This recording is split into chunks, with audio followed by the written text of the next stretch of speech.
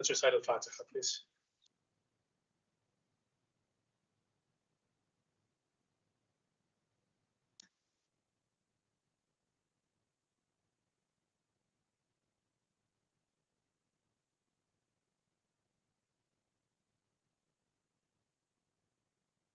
أعوذ بالله من الشيطان الرجيم. بسم الله الرحمن الرحيم. والحمد لله رب العالمين بارئ الخلائق أجمعين باعث الأنبياء والمرسلين، ثم الصلاة والسلام على أشرف الأنبياء سيد المرسلين حبيب إله العالمين أبي القاسم محمد وعلى آله الطيبين الطاهرين الذين أذهب الله عنهم الرجس وطهرهم تطهيرا. اللعنة الدائمة على أعدائهم إلى قيامة يوم الدين. السلام عليك يا أبا عبد الله. السلام عليك يا ابن رسول الله.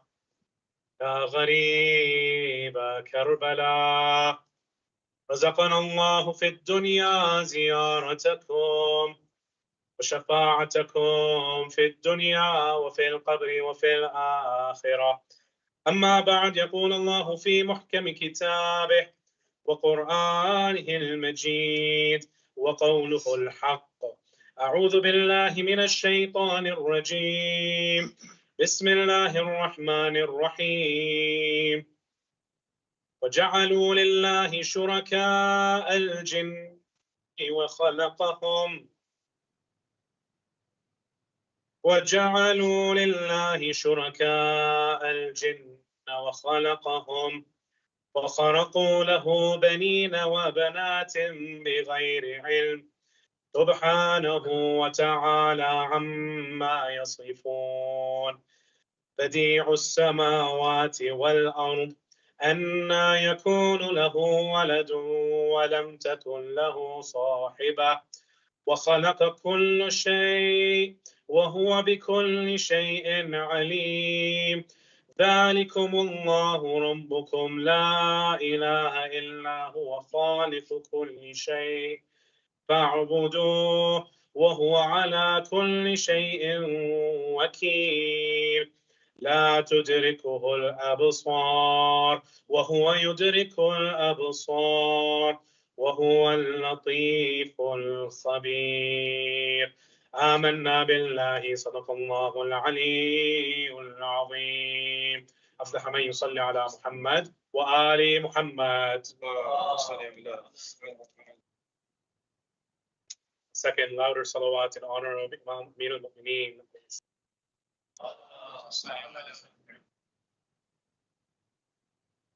Third, with the loudest of your salawat in honor of the Imam of our time, Imam Sahib al-Asri wa Zaman.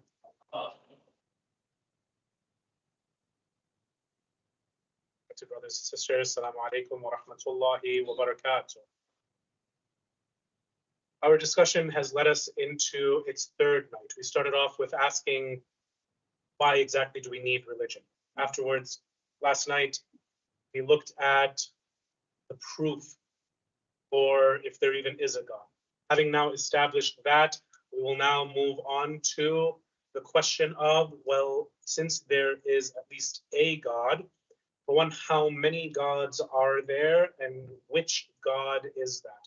Tonight, inshallah, we hope to at least cover the majority of question number one of at least how many gods are there. And inshallah, because there is really only one religion that is so radically monotheistic in its belief system, it shall become clear that Islam, with one God, is that religion. Inshallah, bi'ithnillahi ta'ala. Sallu ala Muhammad wa ali Muhammad.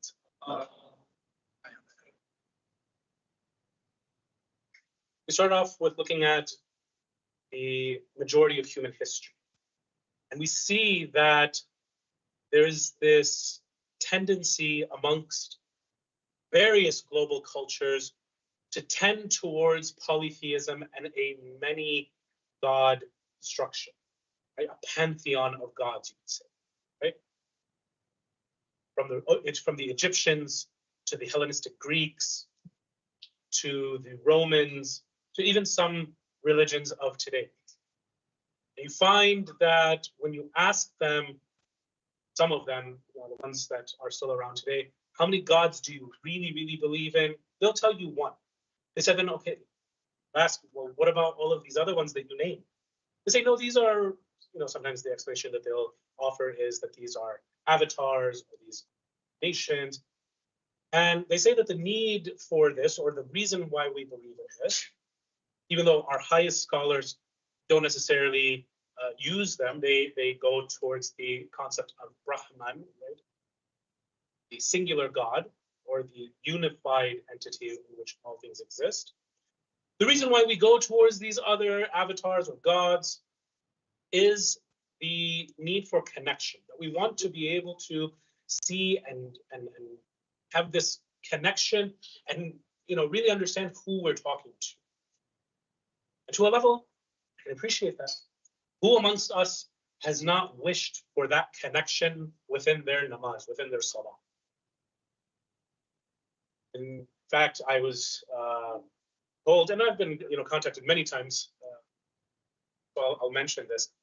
I know that many of you are probably not students of mine in my weekly Quran course, and so you don't know my usual answer, so you're going to have to hear it for the first time now. Parents will sometimes come up to me and they'll ask me, he or she is a really good kid, but he just doesn't listen to me. With all due respect, mom, dad, I don't know what you're expecting from me. They don't listen to you, and now you suddenly expect them to listen to me. First of all, my dear young brother or sister, I'm so sorry. I didn't ask for them to come and bring you to me. This wasn't my idea. I'm in much of a awkward position, just as much as you are. Second, those who come and ask me, my son, he doesn't pray on time. He doesn't, listen to me. He doesn't fast. He this or that, or she this or that. Again, I don't know exactly what you expect from me. When we were kids or something, you used to hear about things like, people reading Ayatul Kursi and then, you go and blow on them. I can blow on all of you guys right now, but I don't think it's going to really do much of anything. Tomorrow, you guys will still have the same excuses. And so what I'll actually give you as, the piece of advice is that just like in a corporation, it has to be top down. If you want the normal employees to be able to adopt a company culture, it has to start at the top level executives, the C-level suite, right? CEO, COO, all of the rest. All of these guys have to be in line with whatever you want to implement. And so you are that CEO, COO, whatever titles you want to give yourself, right? Mom and dad, that Allah Ta'ala has appointed within the nuclear family structure. And if you're not leading by example, then there's only so much that I can do. I can give the reminder. فَذَكِّرْ إِن نَفَعَتِ الذِّكْرَى. I'll give the reminder, but that's all that it's worth. If you're not doing it, they're not. If you're not stressing on it at home, why is this so important? Not just go do it. Why? Because I said so. You'll find that in this series that we're dealing with, nowhere have I ever said, because I said so. Why do we need a religion? Because I said so. Or because the Imam said so. Or because the Prophet said so. That's circular logic. Why do we need to believe in God? Because I said so. Have you ever heard this from me in this series? No. Are you going to hear this for the next, how many nights do we have left? 10, 12? However many left, you're not going to hear that. And that's not something that our kids are looking to hear from us either. Talk to them like adults. They will treat themselves with maturity. You'll see wonders from them. Sallu ala Muhammad wa ali Muhammad.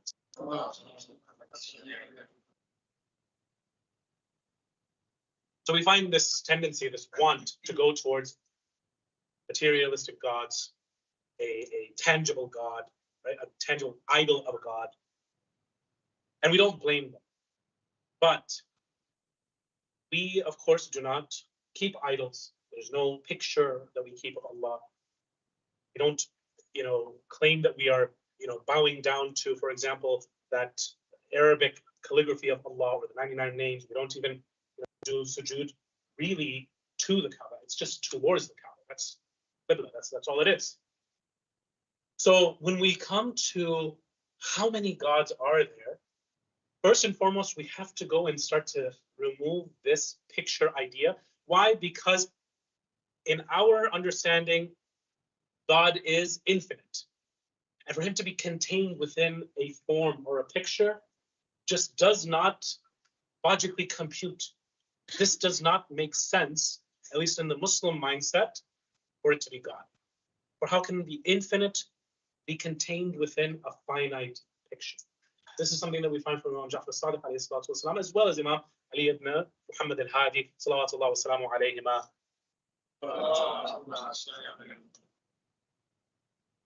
Where they basically give the example, and I'll combine their hadith into one, where they basically say that, look, if your eye was able to comprehend God, then this small little eye would have encompassed the Almighty God. You would have limited him even just with this weak little eye. This weak eye that Imam Sadiq alayhi salam says you can't even comprehend the sun with, sun in the sky, not person. You can't even comprehend that, but you expect to see the Almighty God? It's not going to work. So first and foremost, we do not really accept this idea of a picture or a form for God. But now we come from argument number one, that if there were multiple gods, the Quran says that they would have differed with one another. And I'll bring the ayah. This is from Surah Al-Anbiya, verse number 22. Bismillah ar-Rahman ar-Rahim. لو كان فيهما آلهة إلا الله فسدتا فسبحان الله رب العرش عما يصفون. We find that Allah subhanahu wa ta'ala himself is saying, if you were to have found multiple gods, they would have clashed with one another. Now, from this and from a few other ayahs, we will derive our arguments. Because, just reading over this, glossing over it, maybe or maybe not, it doesn't make sense. So inshallah, tonight we will really unpack this. What does it mean to say that they would have fought? Well, first and foremost, we point to the system that we see in the natural world. Do we see, as Surah Al-Mulk says, kharaqa? Do we see shifts? Do we see radical changes in one creation to another? Or do you find them in harmonious, delicate balance with one another? Meaning, let's go back to one of the previous civilizations, the ancient Greeks. They have a god for the skies, thunder and lightning, yes? Most of you know his name. His name is Zeus. Then they have a name for a god that controls the waters and the oceans and the seas, and his name is Poseidon. And then you have a god or goddess who rules the earth. And that earth goddess is named, Gaia is maybe one of the titans or parents of the titans, but Demeter. Then you have Hestia as well. You have so many different subcategories of, well, no, this one is for harvest, and this one is for fertility, and this one is. So they have a god assigned for each and every single department. And you can see why each and every single one of these departments needed a god. Because if you want to go and pray for wealth, you don't want to go and pray to the sky god. You want to pray to the God that holds all of the wealth. And so in Greek mentality, who holds all of the wealth? The underworld. And who's the god of the underworld? Hades. Inshallah. Our youth know the Greek. If I were to ask you the names of the 72 martyrs of Karbala, I hope we can also keep the streak going. Sallu ala Muhammad wa ali Muhammad.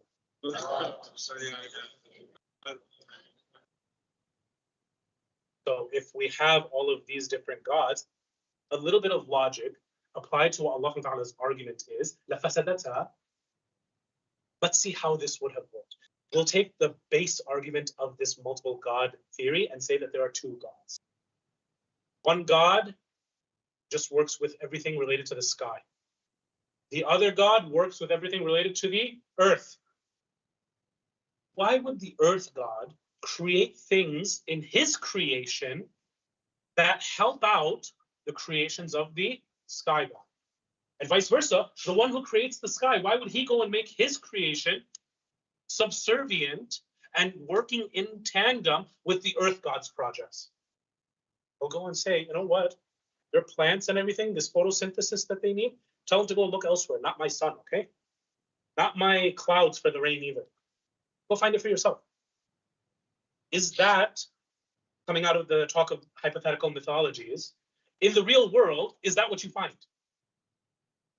Find that photosynthesis occurs, rainwater helps stuff on the ground. You find that multiple factors go into a single ecosystem, which you, the people of Washington, with your beautiful ecosystems, know very well. And you have a candle to teach us, the people of Michigan. Everything works in hand, right? The clock with meshing gears.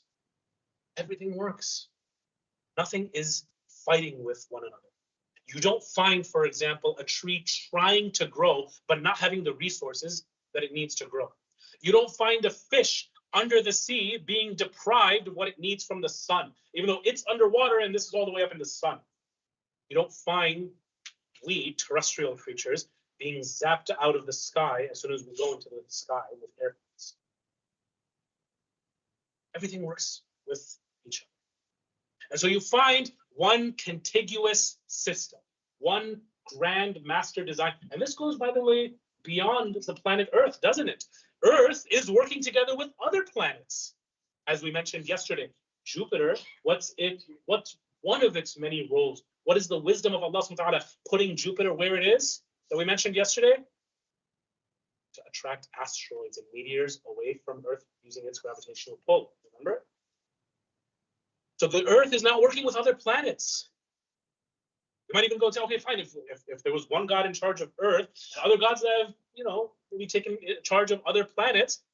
No, this same system is all. So now, what's the problem with multiple gods coming and collaborating? Because if I were a god, say, A'udhu Billah, because there's going to be someone who comes and says, how could you say you're God? I say if I were, then I'm going to go do things my way, how I want, because I'm all powerful. And if the other one doesn't like it, he can, for example, do whatever he wants. Why does he need me? And we'll come back to this argument in a little bit. Sallallahu ala Muhammad wa ali Muhammad.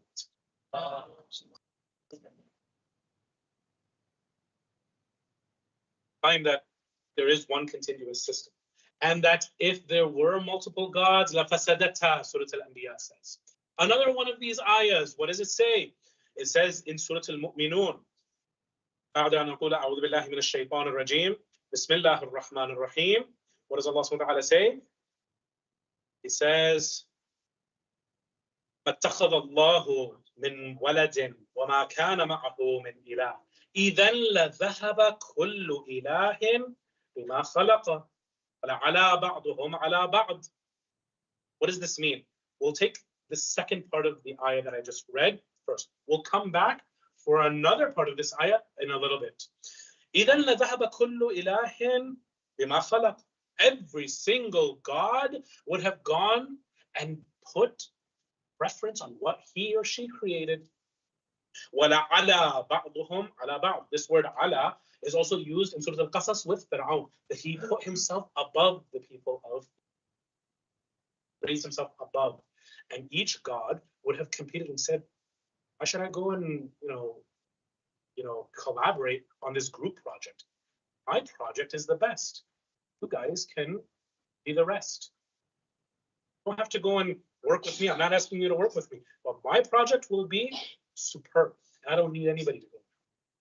So, these are some ayat that the Quran, that Allah subhanahu wa ta'ala himself is saying, look, if you just think logically, you yourself will arrive at the conclusion that there can only be one God. Had there been other gods, number one, you would have seen other competing systems. You don't see that.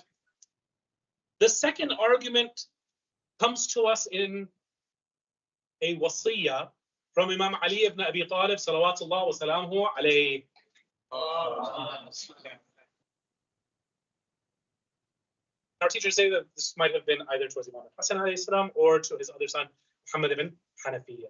He says, Ya Bunay, know that if there was another God besides your Lord, he would have certainly sent his messenger.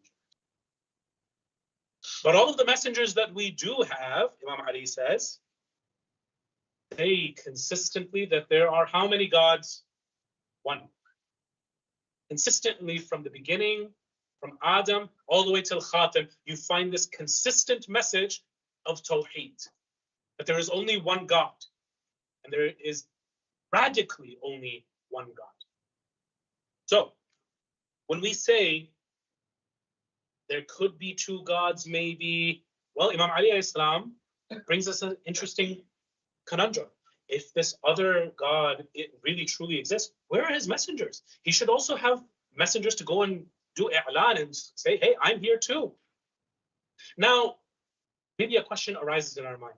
Well, maybe there are two gods, but this God has struck a deal with the other God. Remember, we're doing Occam's razor and we're simplifying it to the least amount of multiple gods, which is two. We're not going to 3 gods, 10 gods, 100,000 gods. We're not going to all of that, okay? We're just sticking to 2 gods, because if we can't even get past 2 gods, then it's going to be very hard for us to make an argument work from one. So perhaps the question comes into our mind. Well, maybe they struck a deal with each other. Now I'll stick to my universe, and you stick to your universe. And this is where we'll bring back that ayah that I just brought up, where Allah subhanahu wa ta'ala says in Surah Al-Mu'minun, it says, مَا اتَّخَذَ اللَّهُ مِنْ وَلَدٍ وَمَا كَانَ مَعَهُ مِنْ إِلَهٍ. That وَمَا كَانَ مَعَهُ مِنْ إِلَهٍ, there are, ma is the kind of no that you say when there's raf, when you are negating a statement. When someone comes and says, you did this, you say, no, I didn't, he did. That no, you would use in Arabic as ma.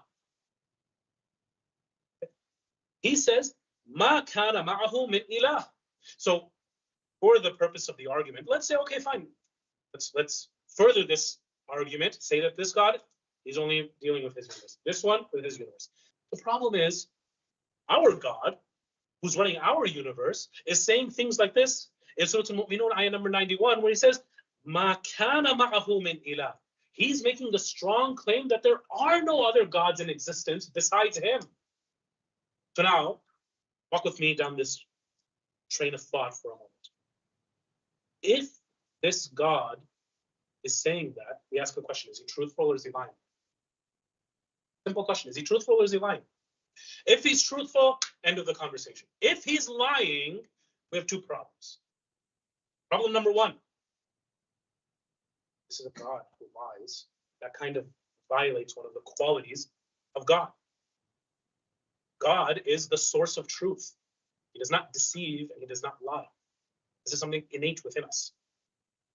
Number 2, if he is lying and that other God really is there and he exists, then what is he doing this whole entire time being silent?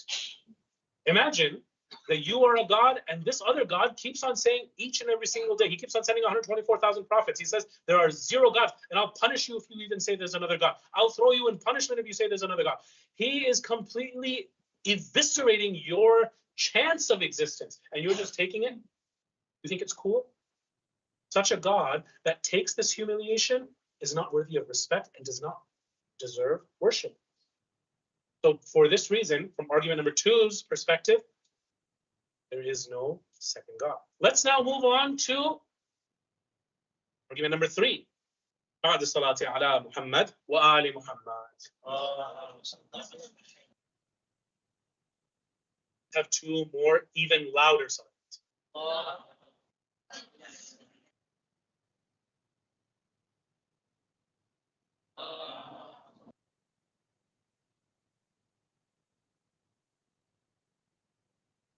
Third argument would be that, look, if he is the sole deity that is in sole control of all of this, all of the angels bring back their decisions to him. Can we do this? Can we not?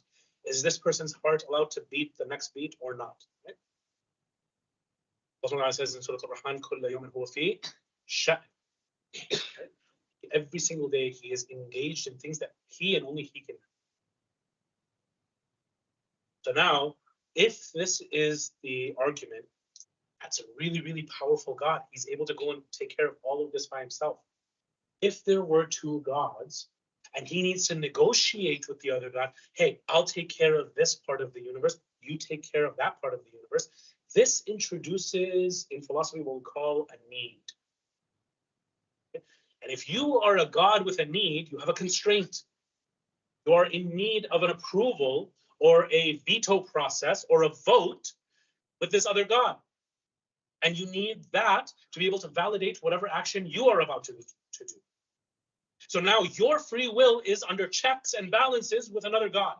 Now that makes sense in the American government system where you have checks and balances between the executive government, the judicial, and the legislative. Okay? Yeah, I still remember that 6th grade civics stuff, don't worry. So if that's how the Godhead works, checks and balances, there are constraints. And a one unitary, solitary governed system is a much more powerful God. That needs a lot more explanation. It needs a lot more philosophical unpacking, which we don't have time for.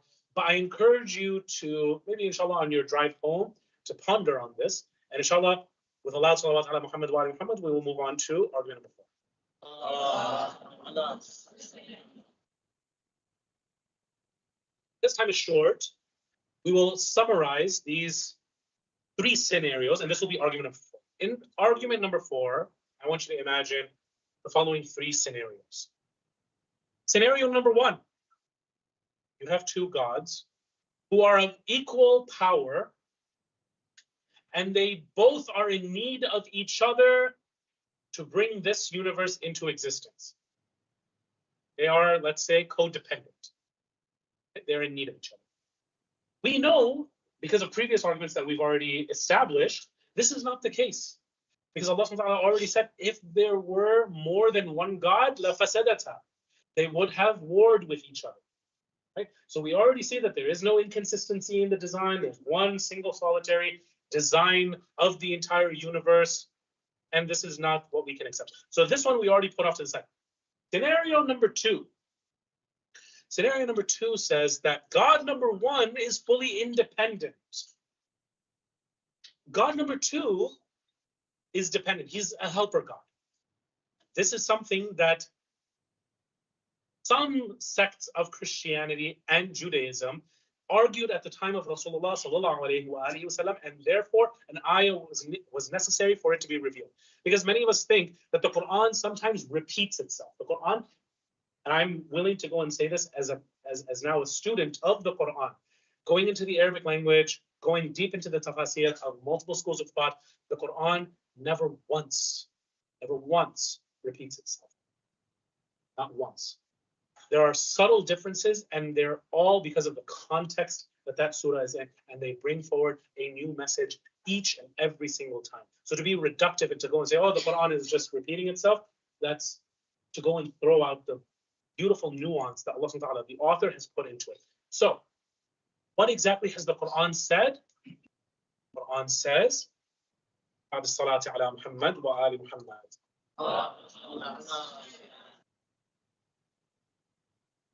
If there were 2 gods, that they would have warred with each other. So we come now, one God can do everything, the second one just helps. What are the things that could have been repeated but actually isn't?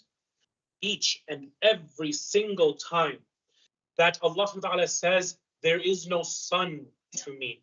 I never took a son, right? We know, for example, one of those places, which is Surah Al-Ikhlas. Lam yalid wa lam yulad. One of those places, however, is Surah At-Tawbah, ayah number 30. And this ayah brings a lot of questions. Questions such as, what is the Quran talking about that Uzair is the son of Allah? This Uzair ibn Allah ayah of Surah At-Tawbah, ayah number 30, the very next few words in the same ayah come and say, وَقَالَتِ النَّصَارَى الْمَسِيحَ ibn Allah.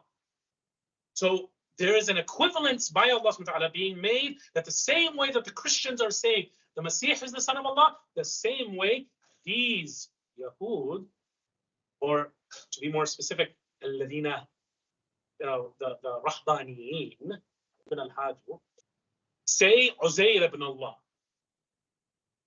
The most recent research that we have today, not unfortunately done by Muslim scholars, this is that Near Eastern studies again, coming from the Orientalists of the last 10, 15 years, right? Because 20, 30 years ago, they used to be very militantly anti-Islam.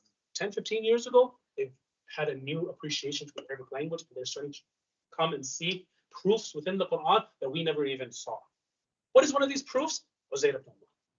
They say that in Medina, at the time of Rasulullah sallallahu alaihi wasallam, there was actually, and actually till today, there continues to be a sect of, you could say, spiritual Jews, right, who have this belief of a lesser God that sits at the throne of God, that is the scribe of God, whose name is, I don't want you to laugh because the younger generation know this name in a different franchise. His name in the religious texts is Metatron. Metatron, for those of you who are inclined to religious series and TV series, you know from the Western TV series Supernatural, this character by the name of Metatron. Metatron, in this small fringe Jewish sect, is a helper god. He is a secondary, smaller assistant god. What does he do? Well, you see, the real God issues his edicts. إِذَا قَضَى اللَّهُ أَمْرًا فَإِنَّمَا يَقُولُ لَهُ كُنْ فَيَكُونُ, for example, right? Those sects of Judaism will say the same exact thing about the greater God. But they'll say, no. But see, this Metatron, because he is the one who is blessed to go and write down the words of this God, he also is so empowered that we can also go and pray directly to him. Go on Amazon, not right now, chill out, after the lecture, and just go and put in prayers to Metatron. Okay? You'll find liturgy, you'll find the equivalent of our dua books, prayers to this archangel. This is what the Quran was talking about. Why? Because there was also a small sect of Christians. Not every Christian has the same idea of what Jesus' role is in the Trinity. Some say he is God himself. Some say he is the Son of God. Some say, as Surah Al-Kahf refutes, that no, you see, and this you can see where the ideology came from. And I'm taking my time on this point on purpose. This is not just a tangent. Some, because they were influenced by Hellenistic Romans, the Romans were at the time of Jesus, yes, came and said that no, just like how Caesar, sometimes his prince, his heir apparent, was kind of a weakling, kind of like Yazid, right? And so he would see a strong soldier within his barracks, in his army. And what's he going to do? He's going to come and appoint him as a son. He's going to, excuse me, going to take him as a son. Sallu ala Muhammad wa ala. Have another loud salawat.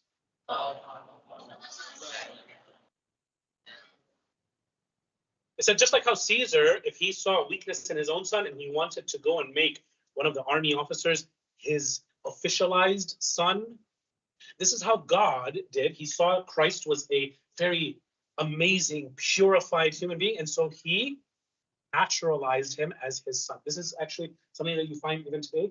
This is similar, not the exact beliefs, of the Church of Latter-day Saints, also known as the Mormons. So this is also an ideology, and this is something that the Quran also refuted, that no, it's not this, no, it's not that, no, it's not this. So one of the ideas was that no, just like how these Jews have Metatron as a secondary helper God that we can also pray to, it's not shirk. We still believe in one God, right? Because Judaism still holds on to that mantle of monotheism. Christians also want to hold on to that mantle of monotheism. And so some of them, not all of them, came and said that Jesus is like a smaller helper God. And so we can pray to him too. There's no problem. This is why, according to modern research, we're not saying that this is the ta'wil of the Quran. We'll leave that to Sahab al-Asri wa Sama. But according to the latest and greatest research that is available to us, this seems to be the most plausible explanation of ayah number 30 of Surah At-Tawbah. So, having said that, we also can reject this and say that scenario number 2, remember, let's rewind about 10, 15 minutes, right? We said that there are 3 situations for this argument. First situation was what? The 2 gods are codependent, they need each other. What's this second situation? The first one is independent. The second one is just a helper god. We say, okay, well, if the first one is independent, what's the need for second god? You can just go to the first one. He's independent. He doesn't even need the second god. He is extra. The third scenario, the final scenario of this argument, is that there are 2 independent gods. Neither of them is the helper god. Neither of them are codependent. Both of them are fully independent. We say the same exact thing that we just said in the previous scenario, that if you have one fully independent God that could create this whole entire universe, run it, do everything, then what's the need for introducing a second? So this is now argument number 4. Sallu ala Muhammad wa ali Muhammad.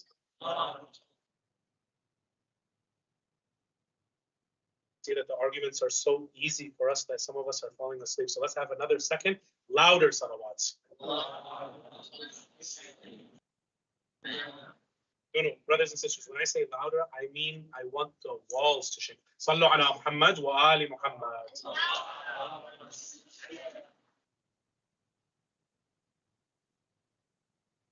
So now we see number 5.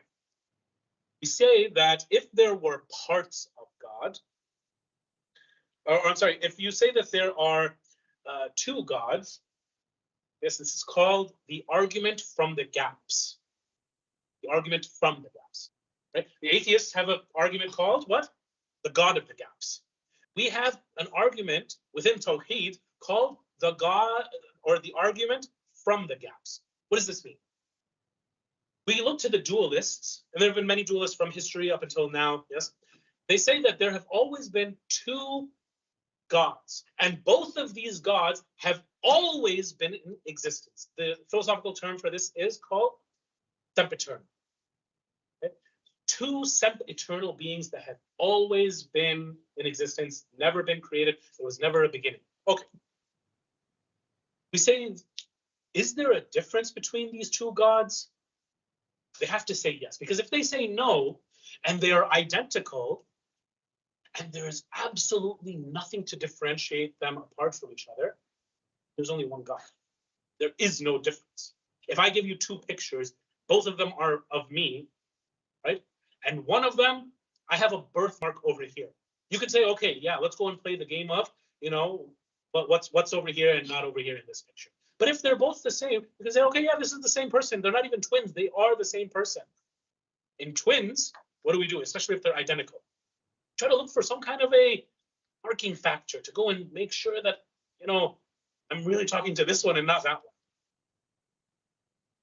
If there are 2 gods, then there has to be a demarcation or a separator between the 2 gods.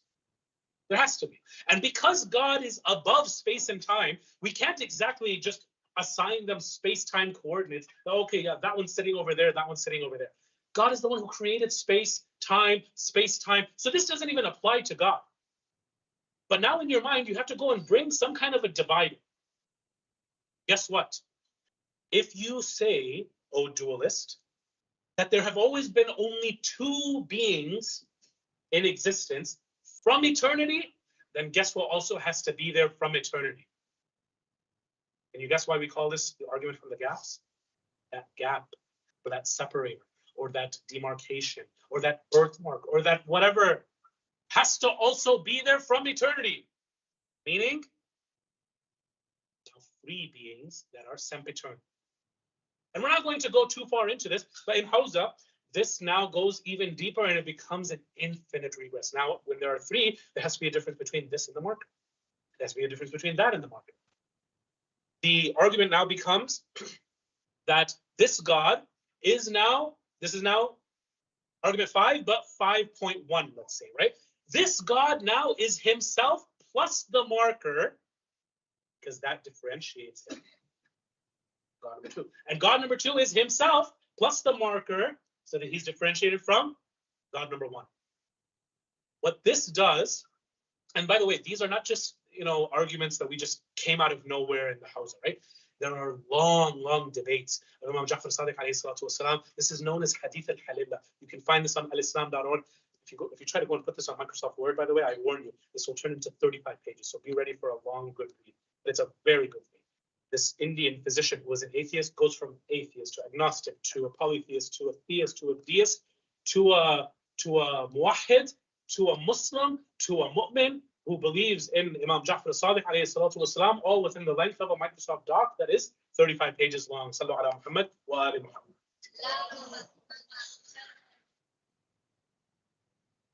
So what do we see? We see that now Imam Sadiq alayhi salam, within the same hadith, he would go and say, no, you see, this is not possible, because now God has become something called murakkab. What does murakkab mean? It means he has become composite. He has parts. What are the parts? We just named them. Himself plus the border plus the marker. God number 2 is himself plus the border. There are now 2 parts. If there are parts, we have another problem. What's that problem? That problem is what always comes first? Logically, just logically. What always comes first?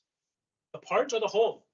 Let me ask you, those of you who worked at Microsoft, mashallah, what came first? The operating system or the keys or the fully put together computer? Now let me ask you the question. What came first, the parts or the whole? Always it's parts. Therefore, if there is a whole Allah, but he has parts, he has murakkab, and guess what?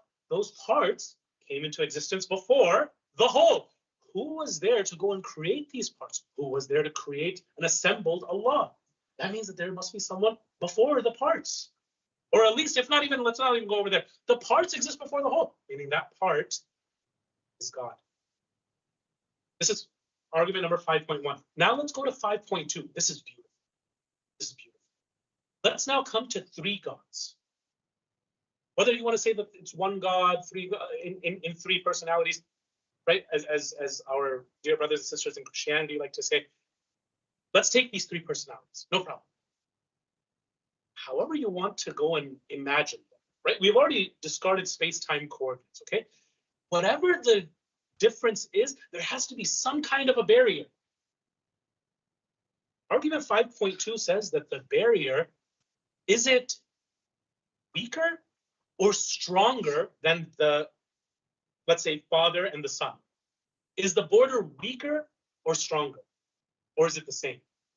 Well, it can't be weaker, because if it's weaker, the Father and the Son, or the Son and the Holy Spirit, or the Holy Spirit and the Father, guess what? They're going to become one. So the border has to be strong enough to keep them.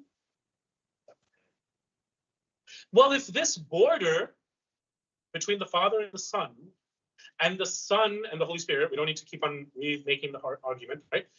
If there are now 3 borders, yes, this is an extension of the same argument from the gaps. There are 3 borders. Each of them is stronger than the gods that they are separating. Guess what? I want to worship that which is stronger. Well, guess what's keeping those 3 borders separate? 2 gaps. If you were to go and display these 2 gaps and just put one border in the middle, I mean, something has to keep these 2 gaps apart, right? Is that stronger or weaker? Stronger again. Now this one border that is keeping the 2 gaps separate, this one border that is indivisible, that is the strongest, that does not have any more divisions left, we Muslims call that Allah.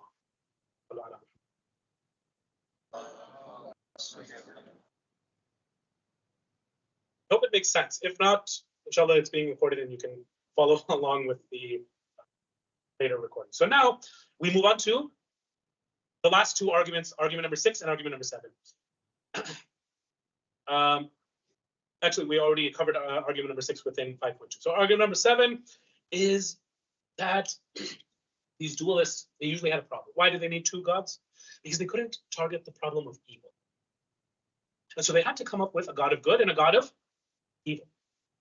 Or not a god of evil, but at least a god who creates evil. He's the source of evil, right? What do we Muslims say to that? We say, what's your definition of evil? We say that evil, just like darkness is the absence of light, answer number 1 can be evil is the absence of good. And you will never be able to tell what is good unless you have the absence of it. Imagine you're born and all you see is one shade of light. And then suddenly there's darkness. Now you'll be able to go and figure out, oh, there's light. Like that one humorous joke says, right? There's an older fish, he's been caught a couple of times, comes to the younger fish and says, how's the water today?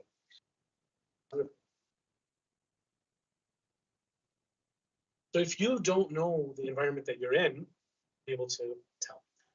Well, if you only have good, you have no evil, you won't be able to go and tell the gradations of good and morality. The second answer that we can give is, no, even if Allah Ta'ala creates evil into the system, at the end of the day, He has a wise master plan. For example, a professor, when he issues a test, multiple choice, only one of those answers is, let's say, good. 3 out of those answers are evil. Oh my God, this is unfair. There's so many more evil choices on the test. I demand a refund.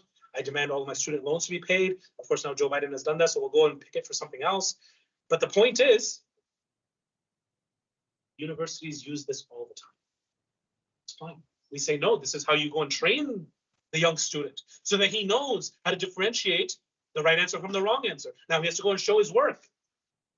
Otherwise, if he never learns the wrong answer, then guess what? In corporate America, in corporate whatever, they'll go and start making mistakes. And now people's livelihoods, people's lives are at stake. We don't want that to happen, so we want to weed that out in school. So similarly, Allah has given us a test. He's put us in a training ground. And so it's fine as long as there is an overarching system. And we find, brothers and sisters, one very mean, ugly personality, after the 10th of Muḥarram, comes and asks Lady Zainab, how did you view what God did to your brother? She says, what? I saw nothing but beauty. What is this beauty? I'll give you one of those scenes of beauty tonight. Tonight, brothers and sisters, on a night like tonight, Imam al-Hussein alayhi salam enters into the land of Karbala. His horse stops and he asks, what is the name of this land? And his companions start giving many names. They say this is Nainawa. They say this is Qaf. They say this is this and that and the other. He says, does it have another name? And one of them gives the answer that Imam was looking for, and they say they call this land Karba wa Bala. He says, we ask Allah for refuge from Karb and Bala. And he says, Inna lillah wa inna ilayhi raji'un. This is the land where we will set up our tents. This is the land where we will be slaughtered. And this is the land where our women will be taken captive and our prisoners will be harassed. He ends up meeting a personality, one of the bravest men of Kufa by the name of Hur ibn Yazid al-Riyahi. Hur has been given his directions, his directives from his commander, from Ubaydullah ibn Ziyad, and he's told, you must block Imam al-Hussein alayhi salam from the water. The problem is, Imam al-Hussein alayhi salam has control of the water already. And he gives Hur some of the water. He gives Hur's animals water. But when the circumstances change and Hur takes control of the water, he blocks Imam al-Hussein alayhi salam from going to Kufa, which is his actual destination. He says, I'm sorry, but you cannot go over here. You must stay over here. Imam Hussein alayhi salam says, Thaqalatka ummuk. May your mother be deprived of you. And Hur, look at this shows you that he was already a good man. He says, if it were any other man other than you, O Aba Abdullah, and there was any other mother besides Fatima Zahra, I would have responded in kind. But how can I respond to someone of your caliber with what you have just said?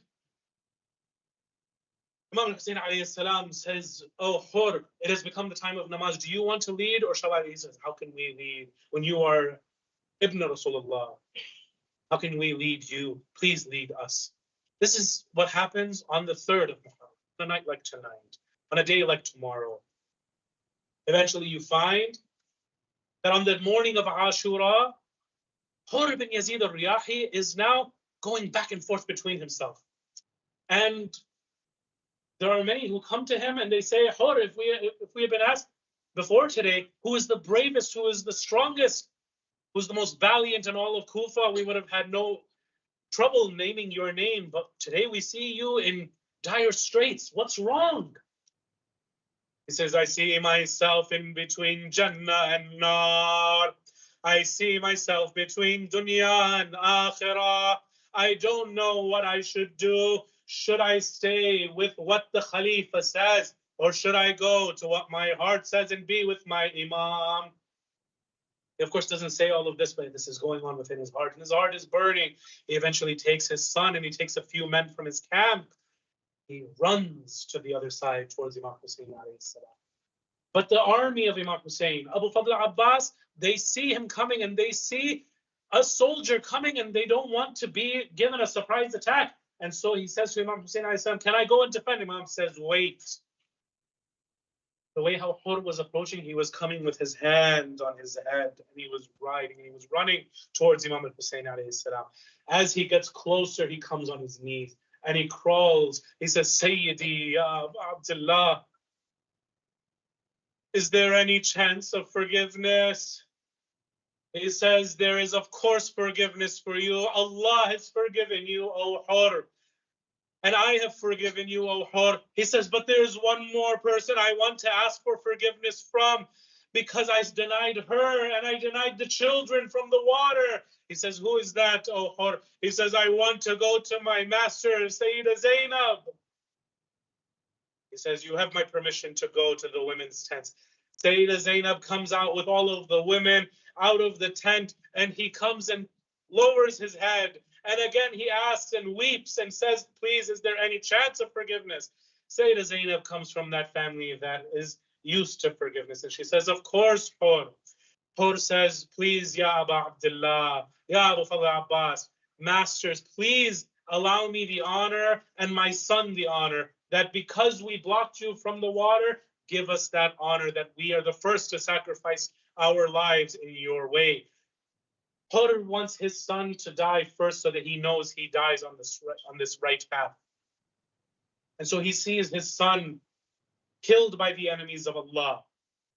And then Hur himself goes into battle and he fights courageously and valiantly and he kills many of the opposition, and many are surprised because it's a big army. How are we fighting someone who just a few minutes ago was one of us? Brothers and sisters, many people defected from the army of Umar ibn Sa'ad and they came to Imam Hussein. Not one went from Imam Hussein to the other side. Eventually they kill and they disrespect the body of Hur bin Yazid al-Riyahi. His body eventually was taken care of. His tribe came and said, we don't want him to be on this side with the burial. We want him to be buried in our family grave. That's why he's buried so far away from the martyrs of Karbala. Ala la'natullahi ala al-qawm al-zalimin. وَسَيَعْلَمُ الَّذِينَ ظَلَمُوا أَيَّ مُنْقَلَبٍ يَنْقَلِبُونَ. We ask you, Ya Allah, there are many people who are sick, who need our du'as. 5 times we ask you with the blessed ayah. Bismillahir Rahmanir Rahim. Amma yujibul. Again, louder, louder.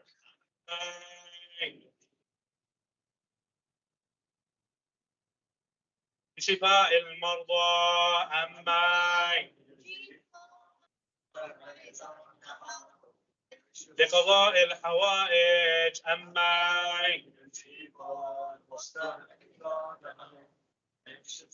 لتعجيل الفرج أما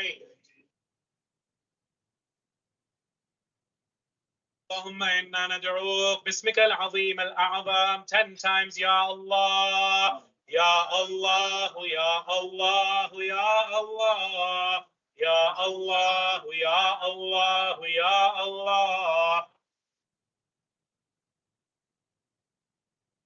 إلهي بفاطمة وأبيها وبعلها وبنيها والسر المستودع فيها. Raise your hands, brothers and sisters. This is the time for dua. اكشف عنا السوء يا الله. اللهم اغفر ذنوبنا، كفر عنا سيئاتنا، وتوفنا مع الأبرار مع محمد وآله الأطهار. ولتعجيل فرج مولانا صاحب العصر والزمان ولشفاء المرضى. اللهم كن لوليك الحجة ابن الحسن صلواتك عليه في هذه الساعة وفي كل ساعة. Louder.